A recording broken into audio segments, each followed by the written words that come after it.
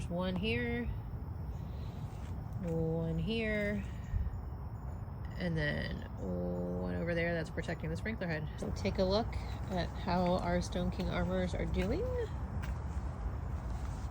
One here, which is protecting, oh, just got hit with a spider web, which is protecting the sprinkler head that's already been trampled over, and it has not been trampled over since then. This we will be taking out and replanting, but here we go. So these are protecting landscape lights here, and then we have another one here. And these guys just kept getting trampled and run and broken and bent, so we decided to put them up here, and they have been working beautifully now for months. So you just have 3 in a row. There's one here, one here, and then one over there that's protecting the sprinkler head. So 3 different uses, 2 different applications in terms of sprinkler heads and lights.